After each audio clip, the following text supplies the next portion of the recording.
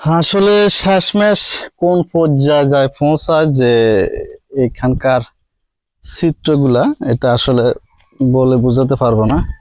কারণ ধীরে ধীরে ডে বাই ডে এটা কিন্তু খারাপের দিকে যাচ্ছে। এক পাশ ভাঙতেছে, এক পাশ করতেছে, এক পাশ ভাঙতেছে, এক পাশ করতেছে, এইভাবে করে চলতেছে আর কি এখানকার জায়গাগুলো। এখানে আসলে কি একটা অবস্থা হয়ে গেছে। একটা সময় আমরা কত সুন্দরভাবে এখানে আসতাম, চলাফেরা করতাম।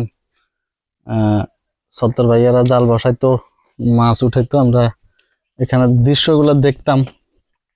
আর এখন কি হয়ে গেল, এতই খারাপ অবস্থা হয়ে গেছে। এখানে সব আছিল মাটি দিয়ে ভরাট করা, এখন সব মাটি কিন্তু চলে গেছে। সাউন্ড এদিক কিন্তু ভরাট আর আস্তে আস্তে এগুলো সব। এদিকে ইয়ে ভাঙেন। হ্যাঁ, এদিকে আবার কিন্তু ভাঙি যার। ঠিক আছে, ইয়ে ভাঙেন। হ্যাঁ এই সাইডে গেল। হ্যাঁ,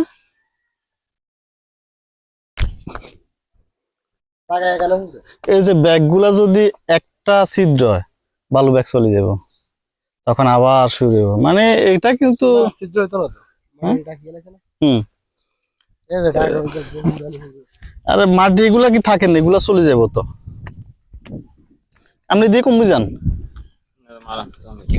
ও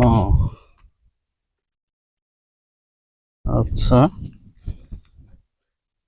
এই যে রাজালক ভাইয়ের বাড়ি একটু আগে রিক্সে ছিল, এখন মোটামুটি তেমন একটা রিক্স নাই বললে চলে। ওনার এই বাড়ির আশেপাশে জায়গাগুলো মোটামুটি মাটি এসে ভরাট হয়ে গেছে।